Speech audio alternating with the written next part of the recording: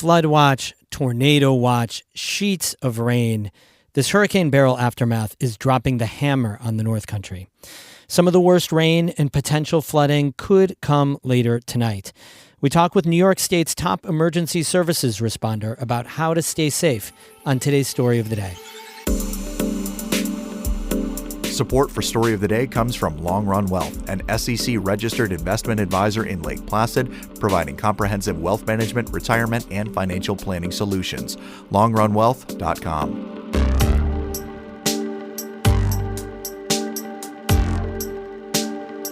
Hey, I'm David Sommerstein. It's Wednesday, July 10th. Straight to the weather.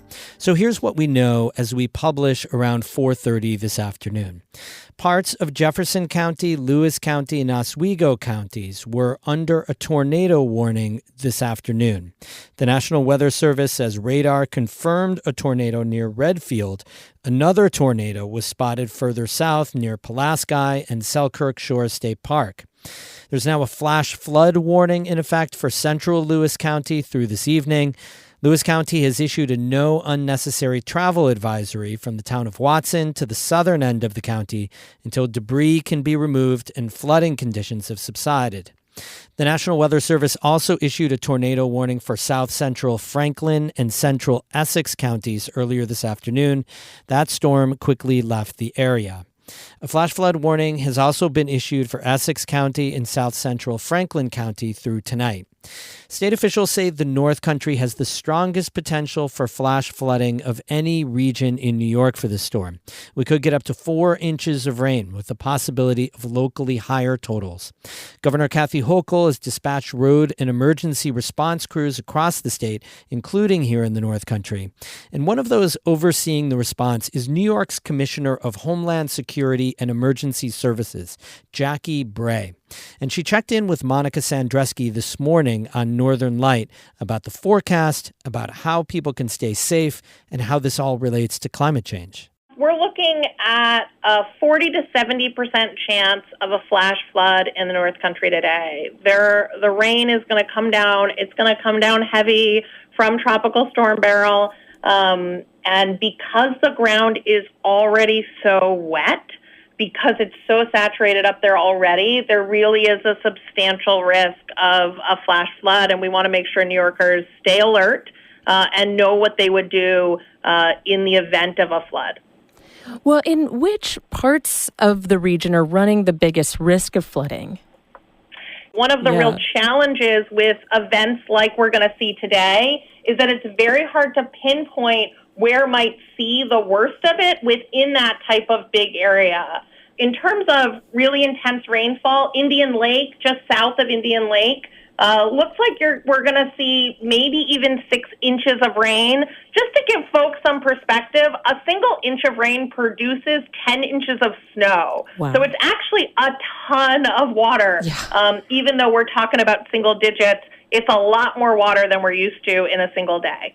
Well, what is the state doing to prepare for things like power outages or flooded roads that'll likely happen? Yeah.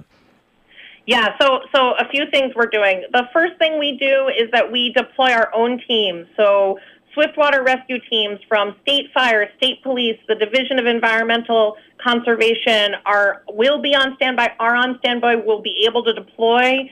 We've got road crews ready to, what we call cut and toss crews. They go out there and remove down trees, make sure we can open the roads again, ready. We're at a state of enhanced monitoring in our Emergency Operations Center. So our Emergency Operations Center is open and we'll be able to respond to needs.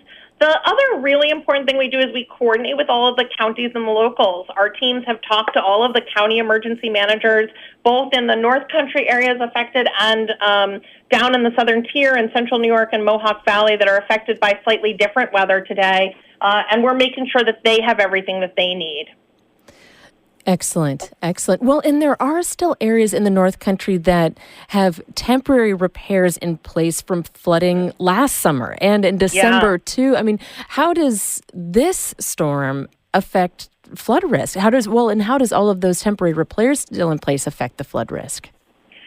Obviously these things are cumulative, right? And so, what we saw last summer, just about around this time, was multiple events come through, particularly Clinton County, and impact the same road areas about within, 5 or 7 days of each other, and it created additional damage because of that back-to-back nature.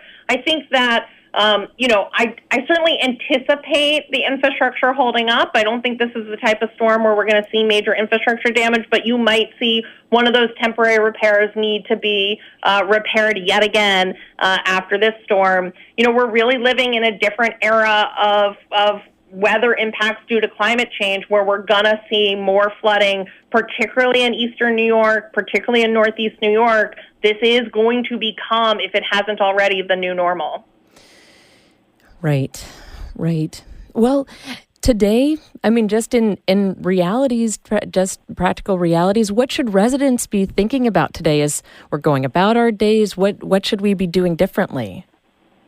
Yeah, thanks. So Governor Hochul wants to make sure that everyone is prepared. So 3 things. Number 1, if you don't already have a plan, make a plan. What does that mean? From your home, know what meaning going up is, right? So, in my home, I know where the creek is. I know how to get away from the creek by going up the hill in my backyard. Know that for yourself. Number 2, stay alert. Stay tuned to your radio, stay tuned to your television, or tune to your weather apps on your phone so that you know what's happening in real time. And number 3, check on your vulnerable neighbors, check on family members, make sure that folks that maybe aren't as mobile as you are, might need some help, also have a plan and a way to deal with the flash floods if they come. That's Jackie Bray, New York State's Commissioner of Homeland Security and Emergency Services. She spoke live this morning with Monica Sandreski on our local news show, Northern Light.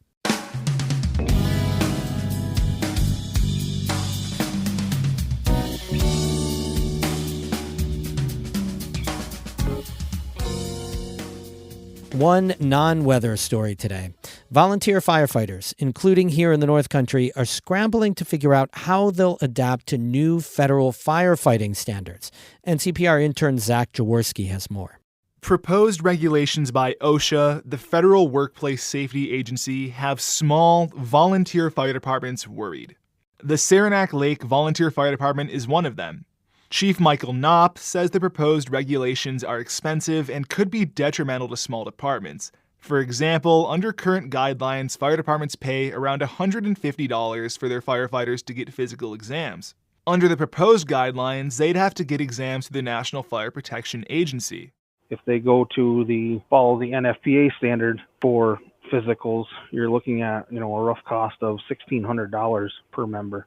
These smaller departments with a smaller operating budget, and just the cost of the physicals alone is enough to sink them and put them under.